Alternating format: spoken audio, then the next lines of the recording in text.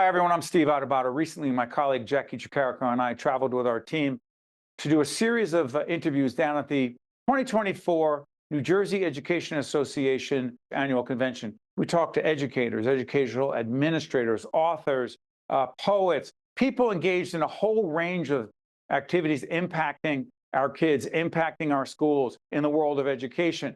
Here now are those conversations, Jacqui, myself, and some really interesting people in AC. Hi, I'm Jacqui Tricarico, Senior Correspondent for One-on-One on location at the NJEA convention here in Atlantic City. So pleased to be joined now by Dr. Gholdy Muhammad, an educator, poet, activist, award-winning author. You have two beautiful books, Cultivating Genius and Unearthing Joy. Thank you so much for taking the time to speak with us here. Thank you for having me. It's great to have you. So I know a lot of the work that you do focuses on three concepts, right? It's genius, joy, and justice. Yes. And these three things really directly impact education in many ways. Describe that for us. Well, I start with genius, and my work really takes the excellence of the history and the past and brings it to like what we can do for children today.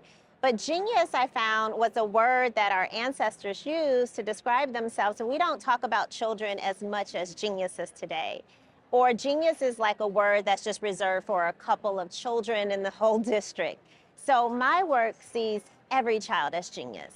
I see genius as their unique brilliance, special qualities, talents, light, epistemologies, and knowledge that they hold. And I see every child not coming to our classrooms empty, but full of genius that they carry about the world. And the second major pillar of my work is justice. How can we move toward a better humanity for all? Justice is understanding hurt and harm in the world and working toward disrupting that. Anti-oppression and joy. Joy is something that we don't talk a whole lot about when it comes to schools. There is not a lot of curriculum instruction, assessments, evaluations on joy. And I see joy as more than just having fun or celebration, but joy is wellness, is healing, it's a sense of peace, it's wonder, laughter, aesthetics, it's all the things beautiful and helping our children to recognize the beauty within themselves and the world around them. And when those three pillars come together, we can then begin to talk about, education and what we need to do moving forward. Well, in your opinion, what do we need to do moving forward? What can our educators pull from those three pillars into their classrooms today to really cultivate that feeling in their classrooms of those three concepts? Sure. I think before we move forward with action, we have to first educate ourselves on the history of schools and education, on theory, on practice, on education. How did we get here? What's good about what we have? And what needs to be advanced or improved?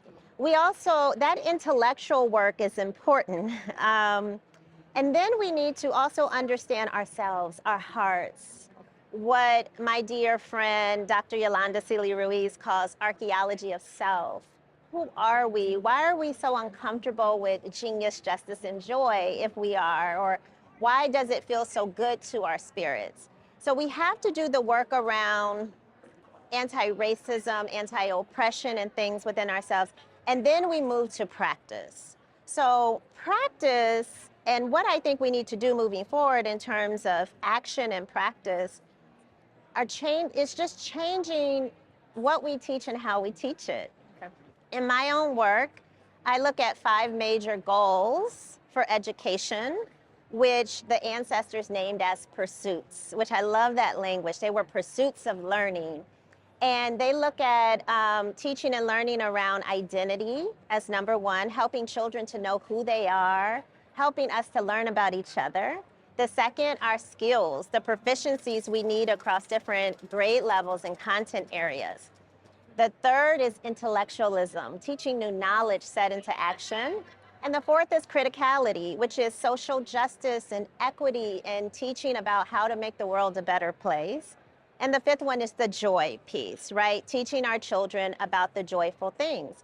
Right now, across assessments, learning standards, evaluation, curriculum, instruction, we typically teach, measure, and assess just one of those skills, 20% out the 100%. Yeah. And what I think we need to do is move our standards, our curriculum, our teacher education, everything that we do within the field toward all five. Because then we'll teach and have a more complete, holistic child who's ready for the world and not just ready for a test. We want them also ready for the world. And I think it'll also just invigorate our educators. You've talked about in the past, learning loss was something that we focused so much on during and after the pandemic, but you say something that we should have been really focusing on was joy loss. You're talking about measuring that, right, as opposed to the standardized testing. How do we measure that? How do we measure in the classroom the joy that these students are having, or what the educators are bringing to bring them joy in the classroom? Well, first thing, we have to understand, what does it mean to assess? To assess means to gather information, collect data and information about a child. You can assess anything you hold of value. So there are assessments for confidence. There's assessments for things that people aren't as cut and dry. So of course you can set learning objectives in the classroom about joy. You can say students will learn about the aesthetics in this art piece, and you can have discussion questions, projects, a quiz to assess if they've understood aesthetics and the beauty of an art. You can assess anything that you find value to. We ask children questions like, how can we make learning more joyful, as an assessment question. A 3-year-old said, if I can bring my Hot Wheels to school. This child brought his Hot Wheels to school and conceptualized and built a garage using clay block materials, and then intellectualized the garage and said when the car goes in and out the garage due to different weather conditions. It became an act of genius just from one joy assessment question. So we have to shift from how we've been doing things in school since the 1600s and say, you know what? Does joy matter enough? Do we need joy? And then how do we collect it and assess it and see how our instruction is increasing joy or enabling joy? It's possible. I've been doing it the whole time along with so many teachers, so we have so many great examples of it. You talk about the history that you're pulling into what you're doing today, and part of that is Black literacy societies. Talk about what those were and are even today, and how you're pulling from that to teach these concepts. And also, I know you compared them to libraries, and our libraries really not receiving the respect and the resources that they need today, but they're still such a critical, important part of our child's education. Yeah, so these literary societies were started by Black people in the United States in the urban areas of the Northeast. So places like... Back in the 1800s? In the early 1800s, around 1828. They were called lyceums, salons, book clubs, reading rooms, library companies. But essentially, they were literary societies. They were organized spaces around education and literacy development. They studied art, mathematics, science, language, all of it, history. I found an article where literary society members were reading about fashion in China at the time. And so think about all that was going on in the United States in 1828. So they didn't just retain their readings to what was local, but international intellectualism. And they had membership dues. And their money, after they paid all their expenses, their monies went to books for their libraries. Their first goal was to cultivate their libraries because they knew that books held such a special power of knowledge, of joy. It allowed them to transport themselves to other worlds. It allowed them to become educated and prepared to how to navigate, the society, which had turmoil and racism and oppression. But they didn't neglect their joy. Can you imagine? Like at the time, there's a lot of pain happening in the country. And they were still saying that our joy matters, our identity matters. So libraries were cultivated, were encouraged to come to. They were special hubs and places, just like they were across Africa. So they were continuing that lineage of their people. And